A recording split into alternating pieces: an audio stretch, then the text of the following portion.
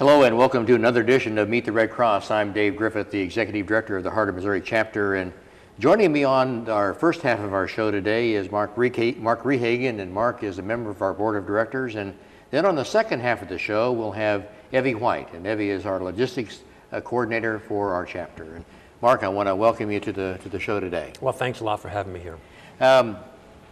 First off, I want to thank you for being on our Board of Directors. It's really a dynamic group of people that we're glad that are serving our community, and especially serving our community chapter. But I'd like to start off the show by you just telling me why is it that you have been on the Board of Directors? Well, that's a good question, Dave. As I look back through the years here in our community, I've seen a lot of people who have been really who have benefited from the services of the American Red Cross, and notably my aunt and uncle, whose house burnt many years ago, and who came, to the rescue that night, but it was the Red Cross. So I know that they feel a real debt to the American Red Cross. It's those kinds of events that I think have touched me and have touched a number of people. And I guess another reason is I just like to give back to the community that's given so much to me and to my family, and just like if I have health and if I have time, I'd like to give back to the community in some way that I can. Now, on the Board of Directors, you serve as our secretary, and you also serve as the chairman of the Government Relations Board. Tell me about those two positions and what those mean, and how those are impactful to the Board of Directors. Well, sure. As a secretary, there's a couple different things. One is I am a member of the Executive Committee, and as a member of the Executive Committee, I we'll visit with the president of the board in between meetings. We'll try to set the agenda and provide some guidance to him for the direction of the board. Again, between meetings and for the agenda of the meeting itself. Also, of course, as a secretary, I am the primary person involved with taking the notes for the actual board meeting itself, and that's been a little bit of a challenge for me. I'm sort of new at this. I've been on the board for about a year and a half, and still I'm learning some of the issues and some of the names and places and so on, but it's something I'm really enjoying. Okay. Now, Government Relations Committee, yes. Tell us about that, being the chairman of that, and what role you play on that committee. Well, I am the chairman of the Government Relations Committee, and I feel honored to be asked by the members of the committee to be the chairman. We have, of course, one of the key things that we can do here in Jefferson City is to try to provide some guidance to the legislature in terms of legislation that's being introduced and is pending during the legislative session. And I've got a tremendous committee of people that have been selected for the committee, and I just feel really fortunate to be involved in the Governmental Relations Board. I don't want to put you on the spot, but can you tell us who is on that committee with you? Sure. Well, we've got Senator Carl Vogel, number one. Our former Senator Carl Vogel, has been a senator for 8 years and a member of the House of Representatives for, I think, 8 to 10 years. Just a wealth of legislative experience. We have John Pelzer. John Pelzer is a local business owner here, and as well as a lobbyist, and is a former commissioner of administration in government several years back, and of course has a wealth of information about legislative affairs. Galen Rich Carver is an attorney here in town, and of course she knows legislation and knows how that works. And then also John Parker, from a communications person from up in Columbia, KOMU-TV. Okay.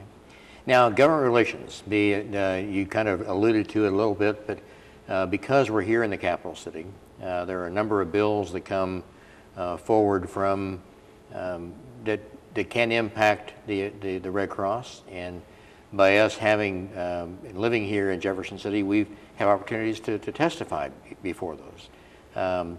During this last legislative session, let's talk just very briefly about that. What came forward?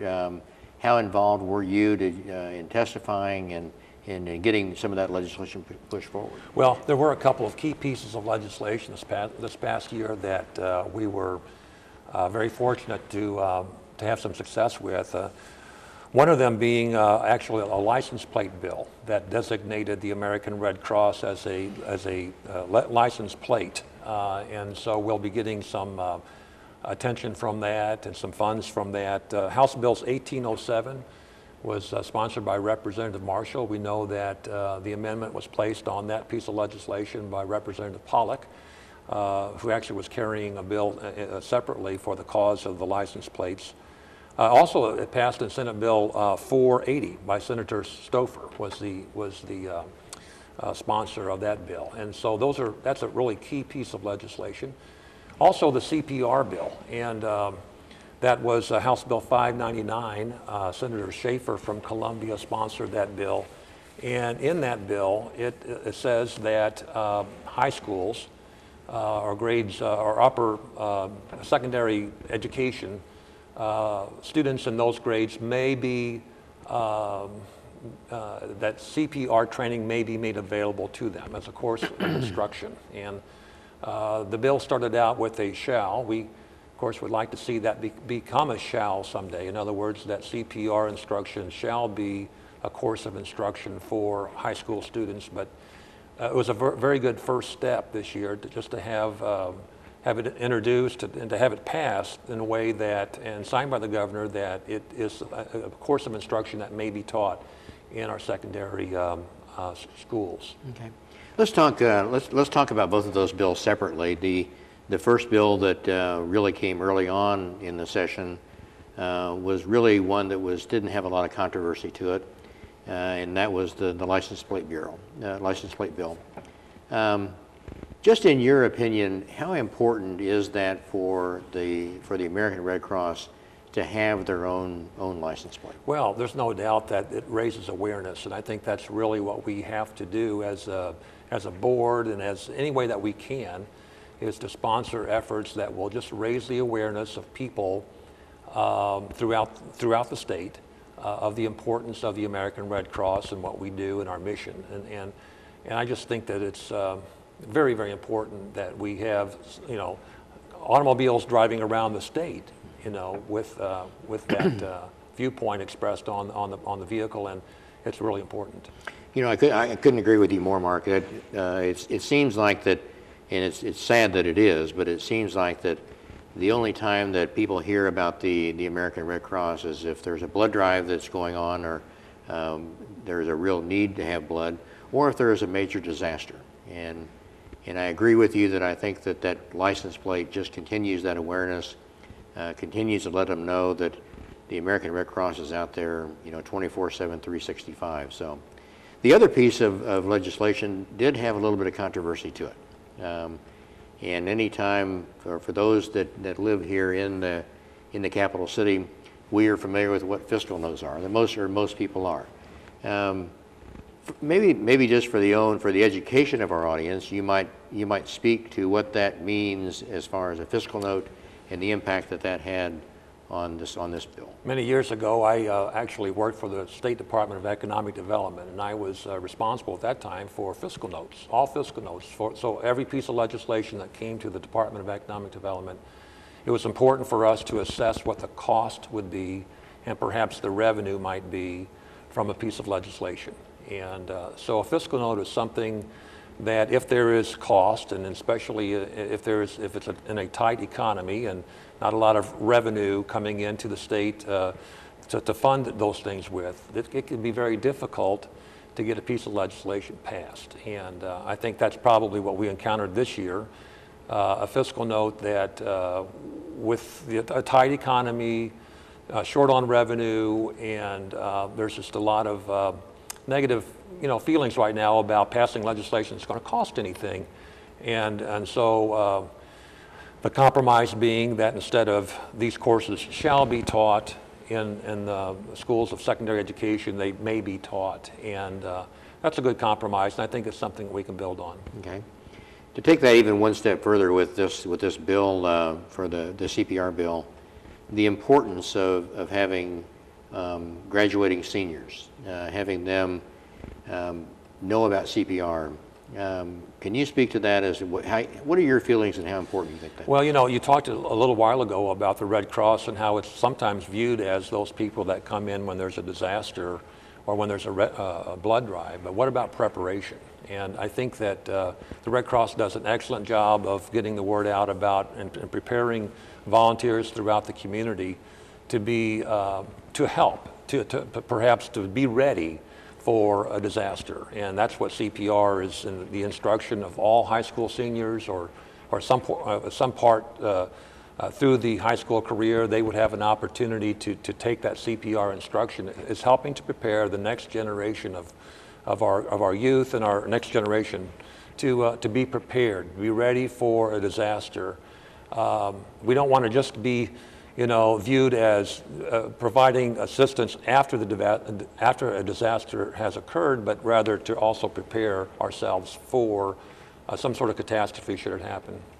We had at the end of June, we had our Lifesaver Awards, and we were able to see in those Lifesaver Awards the importance of youth knowing CPR. The young man that won that award. Can you speak to that? Well, Skylar Lewis is a member of our board and a high school senior, and was in a situation where he was able to use that training that the Red Cross had provided to him. From what I know, from what he mentioned to us, is he was prepared. He knew what to do, and it was because of the volunteer CPR training that he took. But he was ready and prepared, and he saved a life. I think that's one very good point, and that is that so often we can find ourselves in situations to where, you know, if we've had the training and we know how to respond, then we can respond immediately. And those people, and Skylar in particular, and we've had him on this show recognizing what he's done. But it's so often you're a bystander. And rather than being a bystander, you can actually be a very key part of what that is. Well, you know, I've had my CPR training as well, and I know it's so important, I think, for us to stay in tune and abreast and well trained. I believe if we are recently trained, we'll be more prepared at that time whenever we may not be thinking quite straight, but if we've had that training recently, we will be able to step in and provide some help. Let's, we're going to be, before we get away from the legislative part of this, what do you kind of see as what's going to be happening in this next legislative session? Well, you know, actually, we will be meeting in about a month from now to begin to prepare for the next legislative session, and we do have a meeting set up with our legislative consultant, Kina Iman, and I know that she will provide us with some insight as to what we can maybe push for this next year. But I'd certainly like to see us take a step further with the CPR bill, and but that's something that we'll be taking the advice of Kina on as we meet with her. All right. Well, Mark, I want to thank you for being with us today. Okay. Appreciate you being on the board of directors and really for all you do in our community. Mark, you're so involved in so many things. We appreciate the time you give us to serve on our board of directors. Well, thank you, Dave. Thank you for having me today. We're going to take a short break, and we'll be right back with Evie White to talk with us about logistics and about health and safety.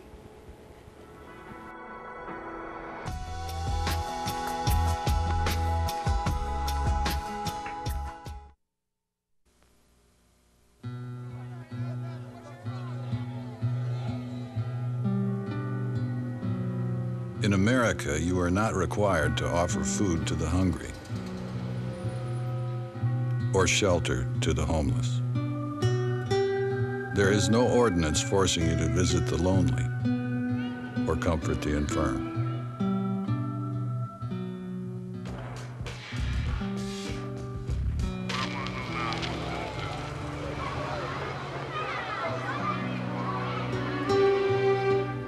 In fact, nowhere in the Constitution does it say you have to provide anything for anybody.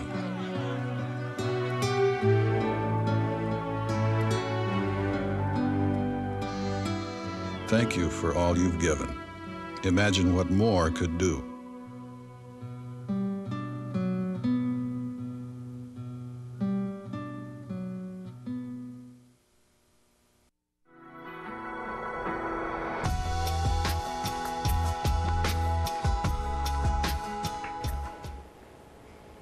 Welcome back to Meet the Red Cross. I'm Dave Griffith, the Executive Director, and joining me for this half of our show is Evie White. And Evie has been with the Red Cross, I don't want to give away her age, but she's been with us, I think, about 17 years. She served in a number of different capacities with the Red Cross. And Evie, we're just awfully glad to have you with us today. And your position now is you're the Territory Logistics Coordinator. Specialist, yes. Okay. And you do that for all 21 of our counties. Maybe you can just tell us what that means and how you serve those 21 counties and the people of the Heart of Missouri chapter. All right. Basically, my job is to manage equipment and training facilities. I make sure that anyone who is teaching a class has what they need to teach a class, whether it's equipment, if you're doing pet first aid, you have our handy dandy little pet mannequins. For a people CPR, we have mannequins for that, first aid supplies, books, cards, and as far as facilities, making sure that in the communities where we hold training, that we have the appropriate facilities, that they're adequate for the training, they have all the equipment they need as far as DVD player, audio, visual equipment, that type of thing. One of the things I was talking to Mark about is that so often when people hear the word Red Cross, one of the first things that comes to their mind obviously is blood, and then secondly would be disasters. But there are a number of different lines of service that the American Red Cross offers to the American public, and actually internationally as well. Health and safety is one of those key components that we have. You've got this our little pet here. That may be something that you would want to talk about just very briefly about the kind of classes that we offer and the variety of classes that we offer. There are a large variety of classes. I think primarily when people think of health and safety training, they think of the basic CPR, whether that's adult, child, or infant. We also teach AED along with our CPR training. That's automated external defibrillators, and they are out in the public in many more facilities, usually where there are large groups of people that may be meeting, malls, airplanes, law enforcement facilities, courtrooms, those types of places. Also Walmart, places like that. The other thing we teach is first aid for both adult, child, and infant. The other things that we teach that people may not be quite as aware of is we do offer professional level training for CPR AED. That is for people who have a duty to respond. Lifeguards, law enforcement, fire, first responders, that type of level of training. We also do some pet first aid. We do both dog and cat first aid CPR for those pet lovers who very much, their pets are their family or part of their family, and they would do whatever they could to save their life. We offer that training. We also offer quite a bit of aquatics training, whether that's lifeguard or water safety instructor, which are the people who teach people how to swim. Basically, teach our Learn to Swim classes. And then we have a class that's become very popular recently, and that's our Wilderness and Remote First Aid. That's very popular with the Boy Scouts, with the Department of Conservation. Those are our primary groups. Those are for people who are going to be out away from 911, where help is delayed for up to 30 minutes. We're here in the city or more urban area, 911 EMS is within 3 to 7 minutes. But when you get out into the woods, the forests of Missouri, it could be 20 minutes, it could be an hour. You may be out hunting with a buddy and your cell phone is not working. So what would you do if someone were injured? How would you take care of that situation? Those are just a few of the classes we hold.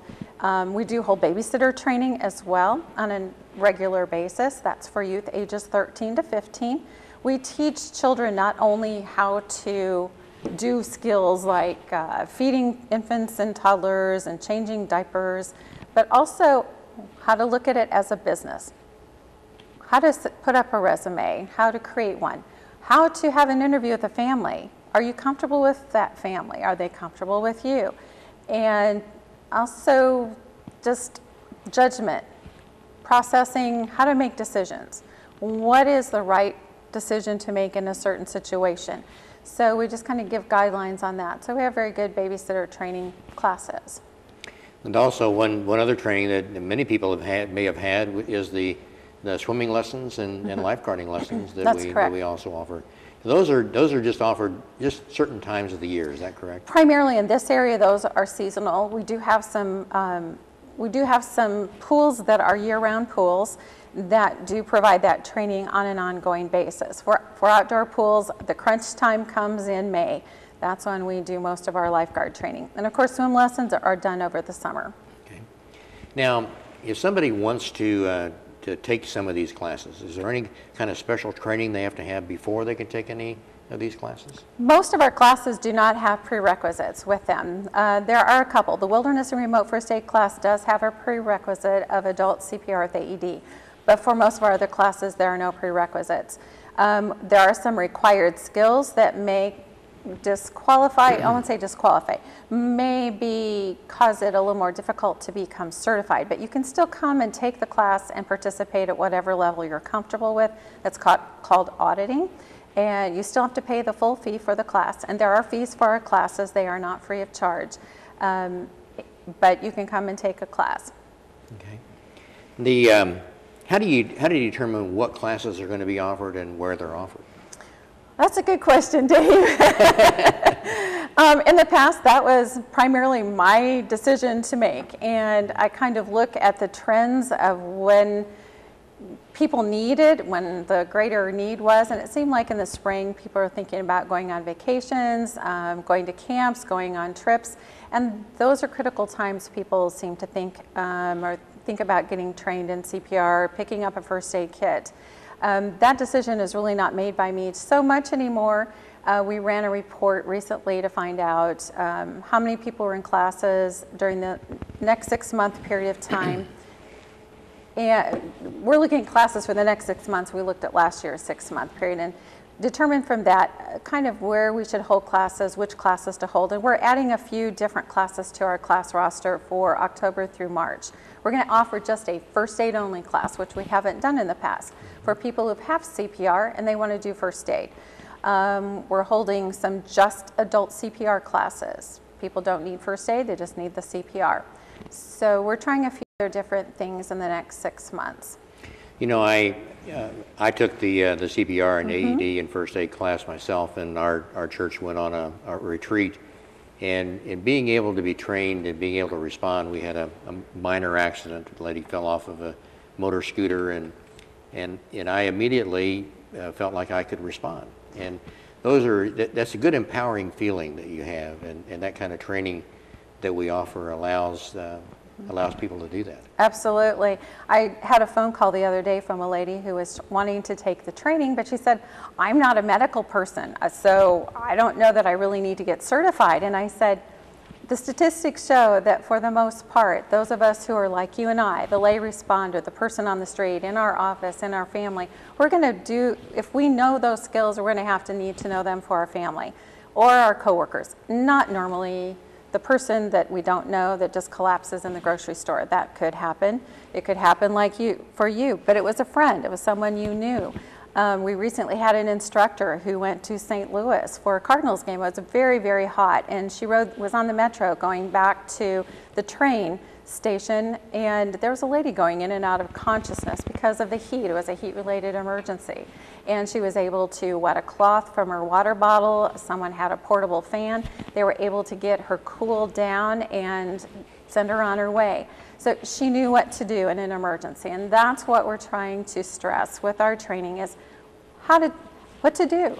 You know, some people go, I don't know if I could do it. I go, if you're trained, like Mark said earlier, if you're trained, that training kicks in and it takes over, your nerves kind of go away. After it's over, you'll probably be a little shaky because you're running on adrenaline while you're doing it. But at least you knew what to do. And I've heard story after story of people who didn't know what to do and they came to a class because of that very reason. They go, I didn't know what to do. I want to know what to do. So they were able to get trained.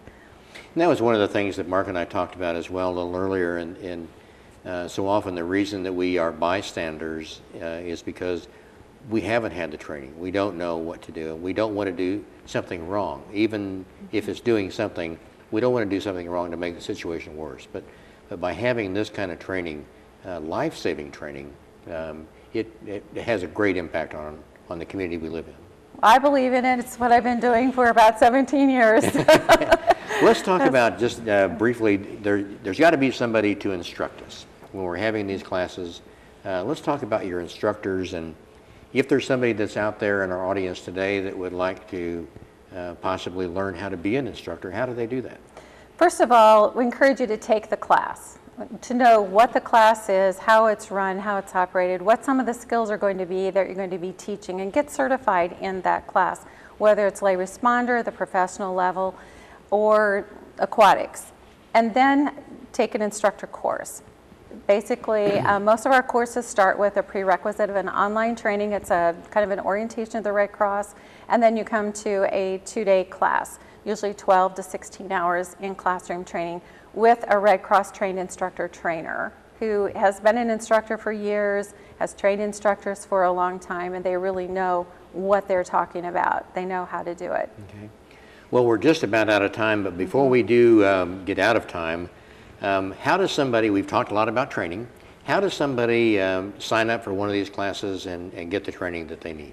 It's very easy. If you have a debit or a credit card, you can call 1-800-RED-CROSS, wait for the option 3, choose that option, or you can go online to the Red Cross website, www.redcross.org, go to the Get Trained tab, which is the first one on the left, enter the search parameters. And the other way is if you don't have a debit or credit card, come by the local office with your check or cash, and we'll get you registered at the local office. All right.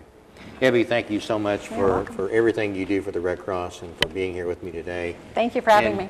And if you would like to be trained and you would like to be able to be one of those people that do feel empowered, that if a situation does come up, you can respond, do give us a call. Come by the office or go online, and we'd be glad to get you ready. Thank you once again for joining us for Meet the Red Cross, and we'll see you next time.